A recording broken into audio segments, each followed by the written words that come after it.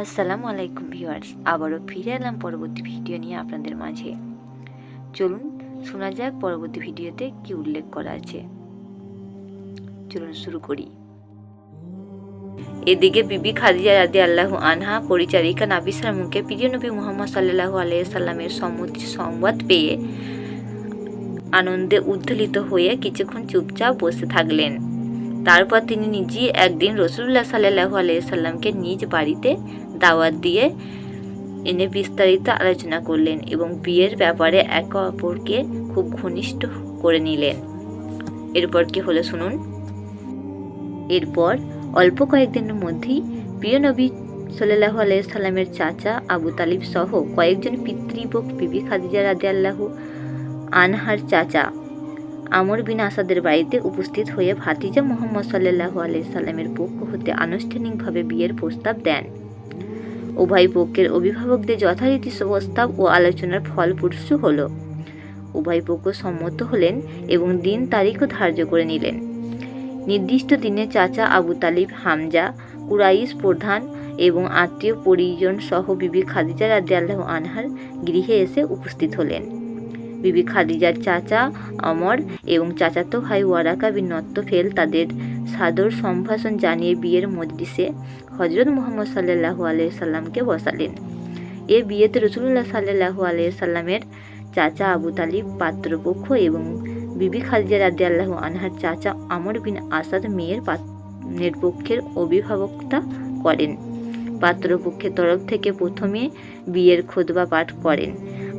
আবু তালিব বললেন, সমস্ত প্রশংসা সেই আল্লাহর, যিনি বনি হাশেম অর্থাৎ আমাদেরকে হযরত ইব্রাহিমের পুত্র ইসমাইলের গোত্রে জন্ম দিয়েছেন, যিনি আমাদের ওপর তার পবিত্রতা কাবা ঘরের রক্ষাবেক্ষণের ভার এবং দায়িত্ব পবিত্র মক্কার শাসন ভার অর্পণ করেছেন, যিনি আমাদেরকে সকল আরব জাতির নেতা বানিয়েছেন।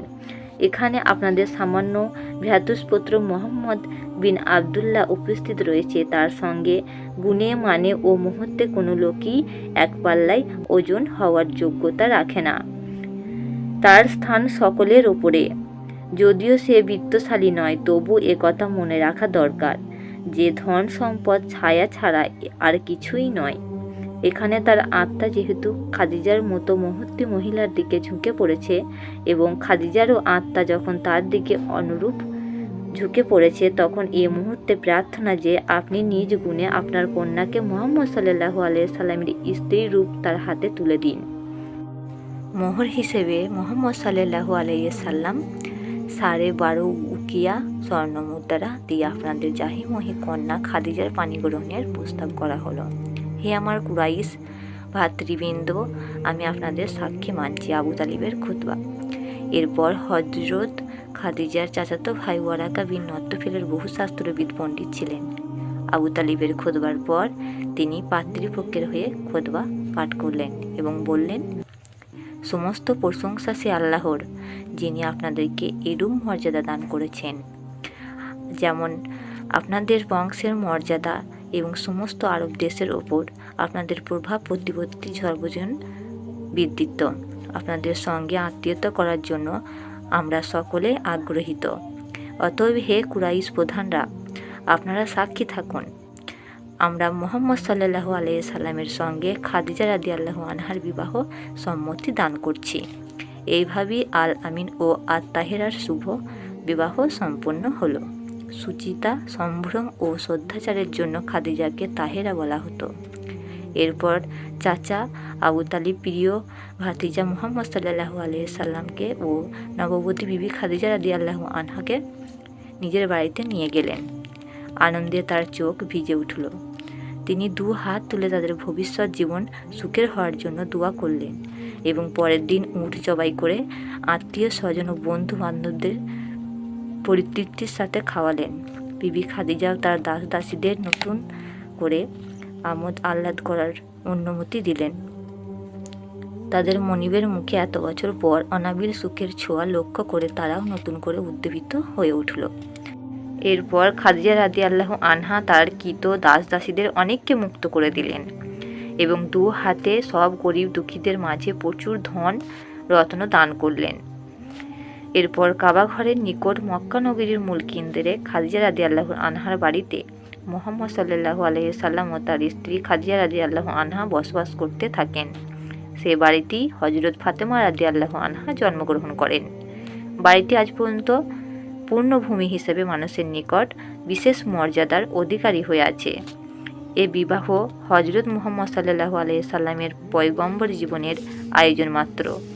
হযরত মুহাম্মদ সাল্লাল্লাহু আলাইহি সাল্লামের নবুয়াতের বিশাল ও সার্থকতার জন্য খাদিজা রাদিয়াল্লাহু আনহার সহযোগিতায় একান্ত প্রয়োজন ছিল।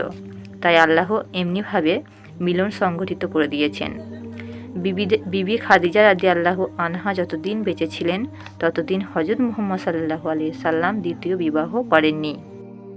মহান আল্লাহর অনুগ্রহে এ বরকতময় বিবাহের পর হযরত মুহাম্মদ সাল্লাল্লাহু আলাইহি সাল্লাম বিপুল অর্থের মালিক হন। কিন্তু খাদিজা রাদিয়াল্লাহু আনহার ইচ্ছা অনুসারে ব্যবসার উন্নতি ও সম্পদ বৃদ্ধির প্রতি আকৃষ্ট হওয়ার পরিবর্তে আল্লাহর নিয়ামত সমূহের চিন্তা অধিক পরিমাণে আল্লাহর প্রশংসা ও তার কৃতজ্ঞতা প্রকাশে এবং আল্লাহর ইবাদতে তিনি পুরোপুরি আত্মনিয়োগ করেন। আর এর প্রতি ইঙ্গিত করে আল্লাহ তাআলা বলেন, তিনি কি আপনাকে এতিম অবস্থায় পাননি এবং পরে কি আশ্রয় দেননি?